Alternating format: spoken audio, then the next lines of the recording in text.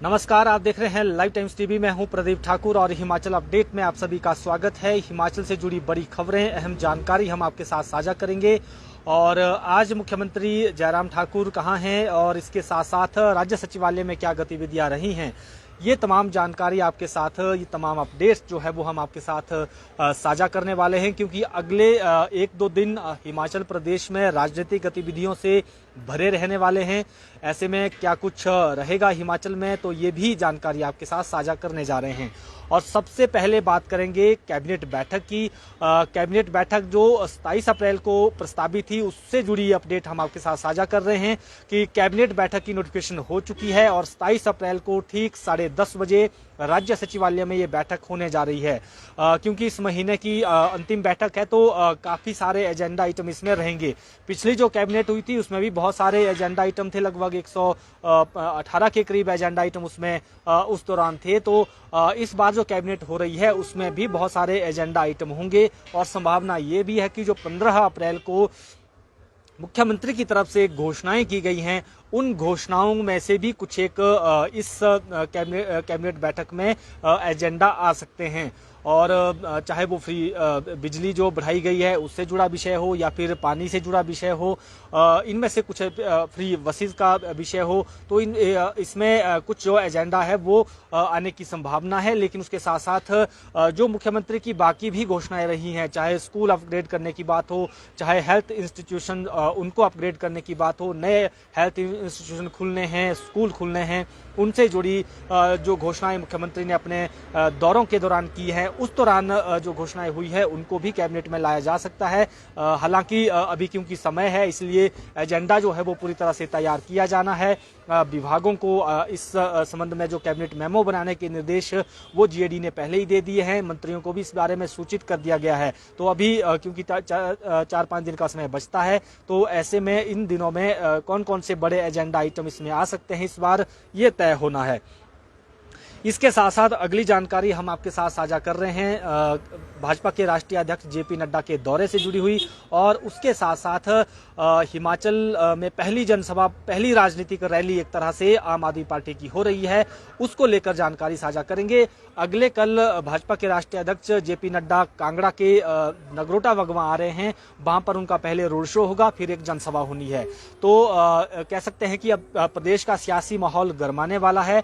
और जिस तरह से भाजपा अध्यक्ष की ड्यूटी हिमाचल को लेकर लग गई है, अब उनकी भी एक जिम्मेदारी रहेगी कि हिमाचल में भाजपा ने मिशन रिपीट कैसे करना है। तो ये जिम्मेदारी, ये दारोमदार अब भाजपा राष्ट्रीय अध्यक्ष पर भी रहेगा। इसी कड़ी में अब कल का उनका कार्यक्रम तय हुआ है। और ये भी एक बड़ी बात है कि एक महीने में, या हम यूं कहें कि 15 दिन में, ये दूसरा कार्यक्रम यहाँ पर जेपी नड्डा का हो रहा है। क्योंकि हाल ही में 9, 10, 11 अप्रैल को भी हिमाचल आए थे जेपी नड्डा। उसमें जो शिमला संसदीय क्षेत्र है यहाँ का कार्यक्रम हुआ था, और अब ये दूसरा कार्यक्रम कांगड़ा चंबा संसदीय क्षेत्र का होने जा रहा है।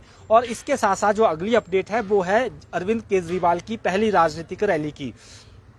23 अप्रैल को शाहपुर का जो चंबी ग्राउंड है, यहाँ पर अरविंद केजरीवाल रैली करने जा रहे हैं।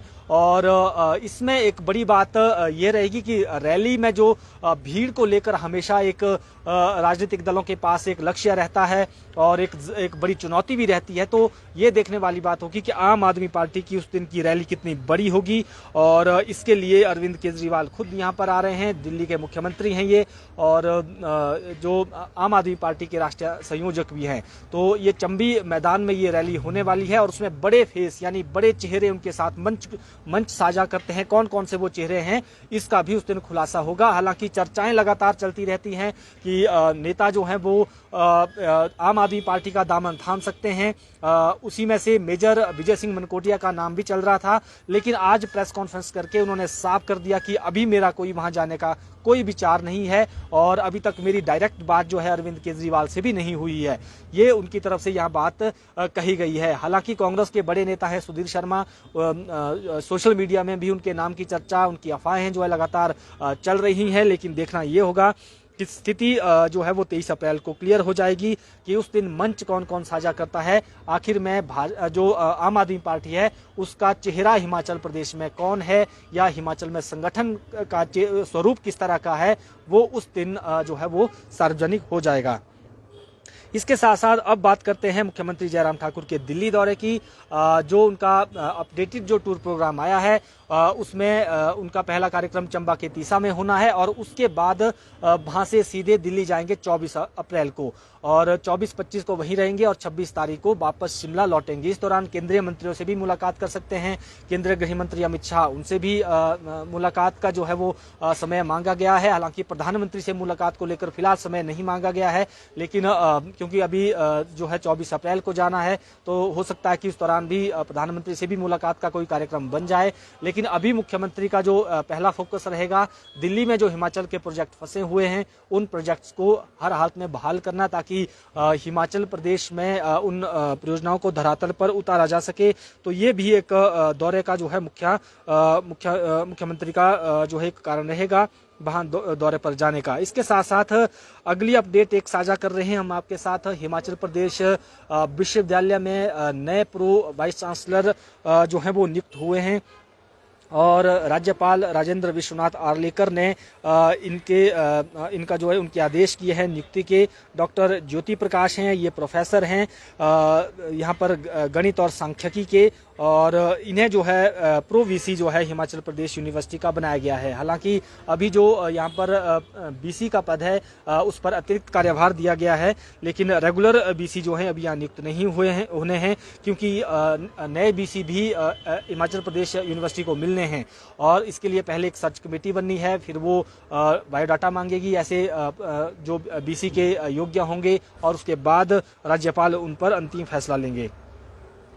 इसके साथ नई एजुकेशन पॉलिसी जो केंद्र सरकार ने पहले ही अधिसूचित की है और हिमाचल प्रदेश सरकार ने भी इसको अडॉप्ट किया है, उससे जुड़ी जानकारी हम आपके साथ साझा कर रहे हैं कि इसको हिमाचल प्रदेश में लागू करने के आदेश जो है अब शिक्षा निदेशालय ने सभी स्कूलों के प्रिंसिपल हैं उनको दे दिए हैं। चाहे वो डिग्री हिमाचल प्रदेश के जितने भी डिग्री कॉलेज और प्राइवेट कॉलेज हैं उनके जो प्रधानाचार्य हैं उनको आज एक आदेश दिया गया है और उसमें ये कहा गया है कि जो यूनिवर्सिटी ग्रांट कमीशन यानी यूजीसी है उन्होंने समय समय पर न्यू एजुकेशन पॉलिसी को लेकर गाइडलाइंस जारी की हैं और उसमें से कुछ एक पॉइंट्स हैं उनके आधार पर यूजीसी की वेबसाइट से आप उन पॉइंट्स को निकालें कि किस तरह से इम्प्लीमेंटेशन किया जाना है। तो ये आदेश जो हैं वो हो चुके हैं और इसमें जो एक्शनेबल पॉइंट्स हैं हम एक तरह से कहें कि जिन पर काम करना है वो पॉइंट्स यहाँ पर जारी किए गए हैं और उसके आधार पर ही हिमाचल प्रदेश में एजुकेशन पॉलिसी जो है वो अब लागू होगी। इसके साथ साथ बात करते हैं जो विधायक हैं सीपीआईएम के राकेश सिंघा, आज इन्होंने स्वास्थ्य निदेशक कार्यालय के बाहर धरना दिया है। दरअसल जो ठियोग अस्पताल है वहां पर डॉक्टर्स जो है वो उनकी कमी है और इसके साथ साथ यहाँ पर नर्सें भी नहीं हैं। लगभग 150 बेडेड ये हॉस्पिटल है लेकिन बहुत सारे स्पेशलिस्ट डॉक्टर जो हैं यहाँ पर नहीं जो इस वक्त तक नहीं है। ऐसे में इन्होंने कहा कि हम लगातार इसको लेकर डिमांड उठा रहे हैं लेकिन सरकार की तरफ से कोई अभी तक कदम नहीं उठाया गया है और यही वजह रही कि ठियोग की जनता के साथ स्वास्थ्य निदेशक के कार्यालय के बाहर वहां धरना देना पड़ा है और धरना प्रदर्शन जो है इन्होंने शुरू किया है और इसमें यह भी कहा कि जब तक इनकी मांग पूरी नहीं होती है वहां पर स्पेशलिस्ट डॉक्टर नहीं भेजे जाते हैं तब तक धरना जारी रहेगा। इसके साथ साथ टूरिज्म से जुड़ी एक अपडेट हम आपके साथ साझा कर रहे हैं और ये इसलिए भी महत्वपूर्ण है क्योंकि कोरोना काल में हिमाचल का पर्यटन जो है वो पूरी तरह से एक तरह से प्रभावित हुआ था। बहुत ज़्यादा दिक्कतें पर्यटन कारोबारियों का आई है, लेकिन इस साल अब खुशखबरी हिमाचल के लिए ये है कि अब पर्यटकों की संख्या लगातार बढ़ रही है। पर्यटन विभाग की तरफ से कुछ आंकड़े जो है वो जारी किए गए हैं जिसमें ये कहा गया है कि 3 महीने के भीतर ही 30 लाख पर्यटक हिमाचल पहुंचे हैं और जो अप्रैल का महीना है उसमें ही 12 से 15 लाख पर्यटक यहाँ पहुंचे हैं। तो अंदाजा लगा सकते हैं कि अब पर्यटक जो है वो लगातार प्रदेश का रुख कर रहे हैं और यहाँ की जो आर्थिकी है उसकी रीढ़ भी पर्यटन को कहते हैं एक महत्वपूर्ण भूमिका निभाती है आर्थिकी को कुल जो जीडीपी है उसको बढ़ाने में। तो पर्यटन का उसमें अलग से योगदान है। और इसके साथ साथ आप सबसे अंत में बात करते हैं मौसम की और राजधानी शिमला की बात करें तो इस वक्त बादल छाए हुए हैं। कुछ देर पहले हल्की बूंदाबांदी भी शुरू हुई थी। मौसम विभाग का भी अलर्ट है कि देर शाम तक ऊंचाई वाले क्षेत्रों में बारिश, तेज तूफान हवाएं ये चल सकती हैं और उम्मीद कर सकते हैं कि अब गर्मी से भी राहत मिलेगी। हालांकि राजधानी शिमला की बात करें तो यहाँ पर तापमान गिर चुका है, कम हो चुका है और यहाँ पर हल्की ठंडी हवाएं भी चल रही है, तो हम कह सकते हैं कि ठंडक जैसा एहसास भी इस वक्त यहाँ हो रहा है। फिलहाल हिमाचल अपडेट में अभी के लिए इतना ही और प्रदेश से जुड़ी तमाम बड़ी खबरों के लिए आप लाइव टाइम्स टीवी पर बने रहें। धन्यवाद।